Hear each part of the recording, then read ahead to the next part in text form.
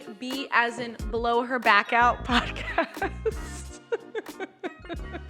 I mean, I tried to come up with these B's, but some of them, you just gotta get creative. I've used bitch, boy, Balenciaga, everything, blow, right?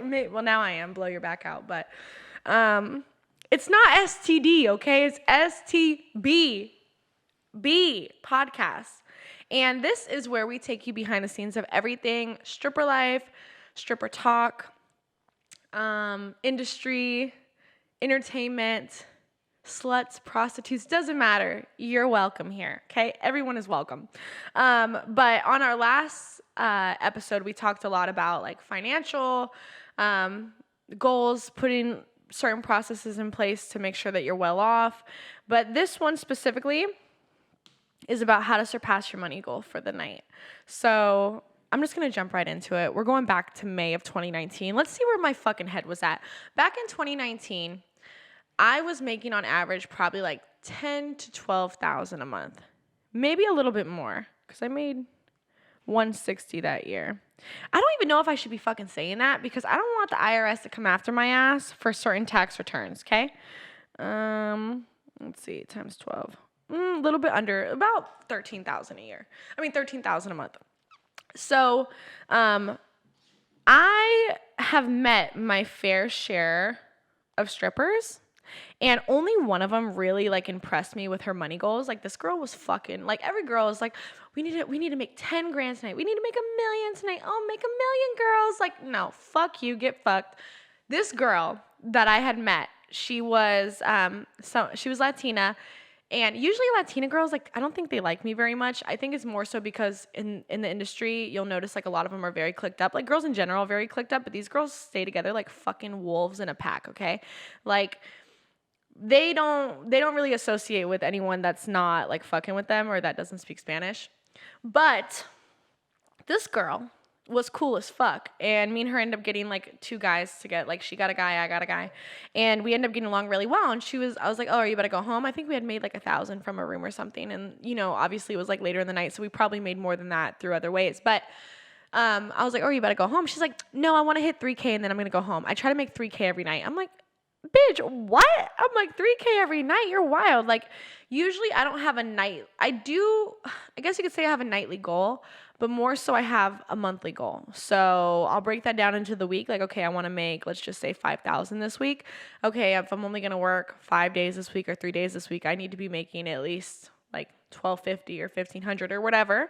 And then if I make like 500 in one night, I'm like, well, fuck, I may need to work one more night, or I'll kind of gauge it as the week goes on. But this girl, no. She's like 3K every night. I don't give a fuck. 3K every night. I'm like, you're crazy. But most of the time, girls are just like, we'll see what happens. We'll see what we make tonight, girls. But I always say it's nice when you surpass your money goals for a specific night. And if you're reading this right now, you're saying, what money goals?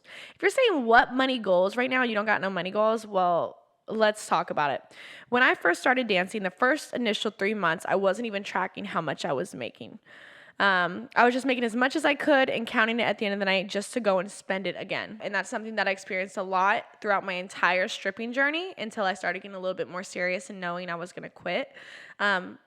Luckily I had that luxury of deciding when I quit and I wasn't forced. If I was to be forced to quit, like getting fired, I would probably, I hate saying regret. I don't ever want to feel like I regret anything, but I would wish that I did things differently. And there still are things that I wish I did differently when I was dancing that I'm going to have to live with and accept. But one of them would not be going out without a bang, okay? So basically, at the beginning of 2019, I told myself I was going to track everything I make and spend from now on. Because like I said, I was probably, when I first started, like the first 3 months back in 2018, probably making like $3,000 a month. $5,000 a month at most. But it was because I was, first of all, day shift, brand new to the industry. I was fucking 20 years old. I had just turned 18 2 years prior, obviously for math. But I didn't know what money looked like. I didn't know like what real money felt like. I didn't know what was possible. I just was happy to be making something because I was so fucking broke. And I put everything in my notes so that way I could keep track of everything. And I made sure that I kept track of everything that I made every night, week, and month. And that's where later on you'll notice in all the different episodes, I'm going to bring up like how much I made that specific night. So for like the first year, I just would write these blogs and these like reflections, but I wouldn't put how much I made that night. Sometimes I'll talk about it like in the actual like context of it, but I never would put like my numbers. I would just put them in a separate notepad. I wouldn't talk about it in my reflections that I'm reading to you right now. But later on, I started doing that because I'm like, okay, I made this much per night. Why did I make this much per night? What happened this night? Like, who did I meet that helped me make this much type of thing, you know? But basically, I just put everything in my notes so that way I could keep track of it, and it helped me gauge how much I have left to work towards that month. So let's say if I want to make $12,000 in a month, well, then, okay, I made $1,000 this night. I made $1,200 this night. I made $800 that night. I made $3,000 that night. Like, how much closer am I instead of just bringing it in? And honestly, for the first year, it was all cash type shit. You know what I mean? I still paid my taxes, okay? But it was like a lot of cash. I would always try to keep track of like all my cash, but that shit's tough. And I'm like, I'd rather just be able to see everything on like a statement, you know? So that's when I started using a bank account. but yeah, that's one of those things. So like, for example, I have all my expenses covered a month in advance. So usually I'll stack up for that during the first week of the month prior. So what the fuck? Example, I like to have all my expenses covered a month in advance.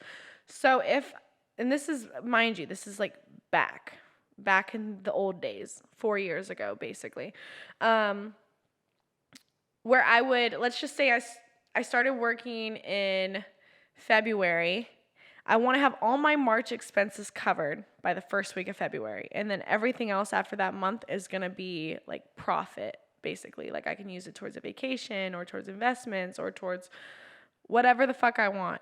Now, that definitely didn't always work out as planned, but this isn't about money management. This is not an episode about money management. No. This is about setting your goals. So I'll tell myself a number I want to hit on average per night. So if I tell myself, okay, I need to make $12,000 for next month, that includes my expenses and everything else that I want to make, or sorry. I want to make $12,000 this month. Let's just say it's February. I want to make $12,000 this month, but I want $12,000 so I can cover my expenses for next month and also anything I want to pay for this month, anything extra. So it's like if I want to pay for like investments or a potential vacation or going out with friends, well then, okay, I'll make $7,000. That'll go towards all of that. And then the extra $5,000 will go towards my expenses next month. Does that make sense? I hope that makes sense. Sorry guys, work with me. So if I end up making less than the average, I'll work harder the next night and adjust accordingly. So like I said, that's literally what I would do up until the day that I quit is I would tell myself, okay, I want to make $25,000 this month. I want to make $20,000. I want to make $15,000. I want to make $10,000 this month. Well, then what I'll do is I will break it up into weeks. And I usually plan out my month. So I know if I'm going to be traveling that month. I know if I'm going to go back to my hometown and hang out with friends. Obviously, I won't be working.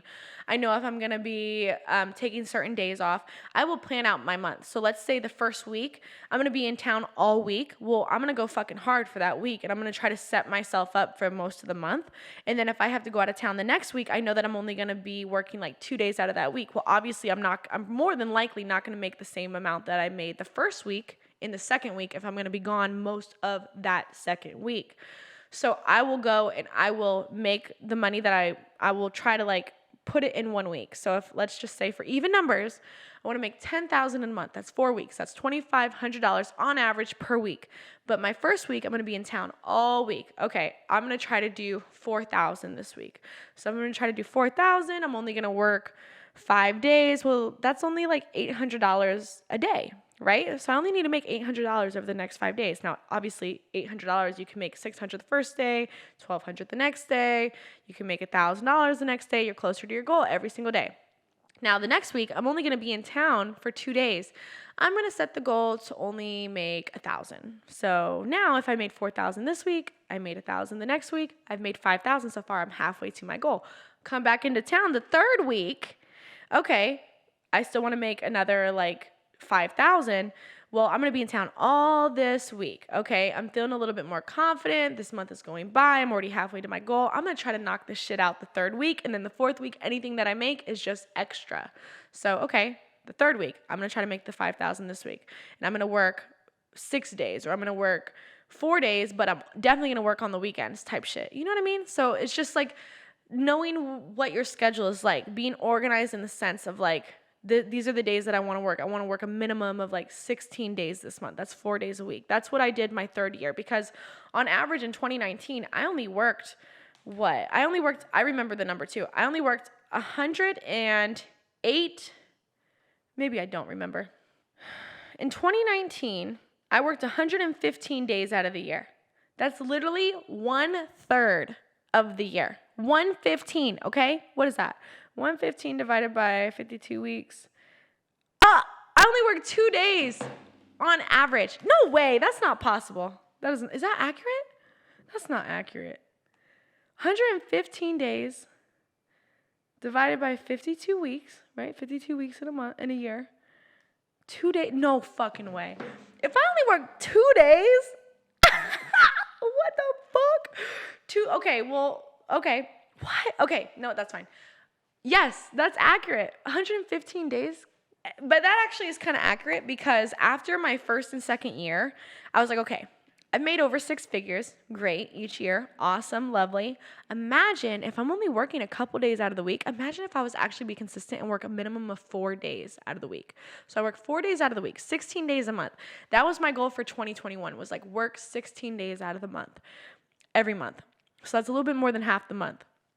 Ended up doubling my income. So the more you work, the more you make most of the time. But that's how I would kind of set my goals, is like the first year I only worked 2 days on average per week. Then by the third year I was working 4 days on average per week. So I was doubling it.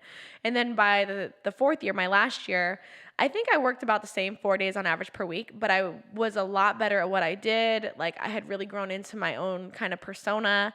I was at a really good club. Like it definitely was more than the third year, but the third year was still fucking great. It was like my first real exposure of like, damn, like this shit's lit. But anyways, so that's kind of how I would set my goals, is I would tell myself how much I want to make per month and why. Like, what am I using this money for? You know what I mean? It's like if you're just putting a number out there to put a number out there, it's kind of hard to stick to it, right? So if it's like I need minimum $4,000 for my expenses, I need another $2,000 to take care of a couple of other personal things, and then I need another $4,000 for savings, taxes, emergency fund, a vacation fund, something like that. You know what I mean? So it's like having like organization in your life.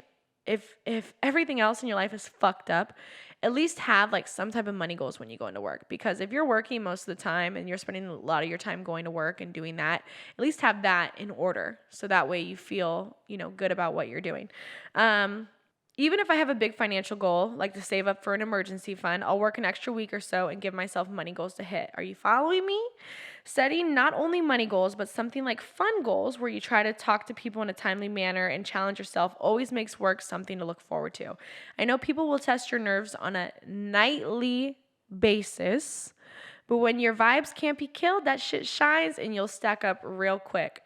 And that's a fact, because sometimes when I'll be so fucking bored at work, or I wanted to go home, or I just wanted to like give up and go eat a taco, I would tell myself, okay, I'm going to do another round. I'm going to talk to anyone that I haven't talked to. I'm going to talk to anyone that's alone. I don't give a fuck who it is.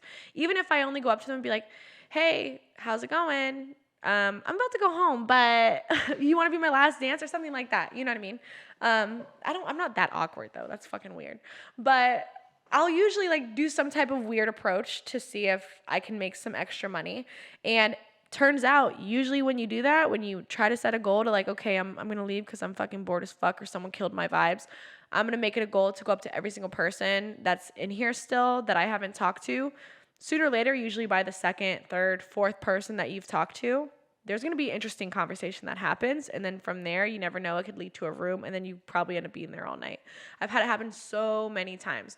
Now, I've also had times where I'm like, man, fuck this shit. No, I don't give a fuck. My vibe is killed. I want to go home. I don't want to speak to anyone.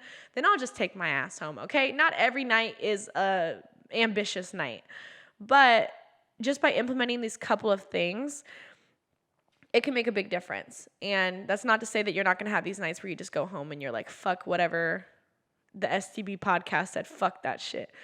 Okay, fuck that shit. Doesn't mean that you can't try again the next night. Okay, well, let me try implementing this that she had mentioned. Let me try trying something different. Let me try a different approach. Let me get a little weird. Let me get a little comfortable here. You know what I mean? It can make a big difference, and those numbers end up adding up really quick. So, hope this was helpful. Of course, leave a comment, like, subscribe. Hate comments are welcome. And, of course, we will see you next week. Secure the bag.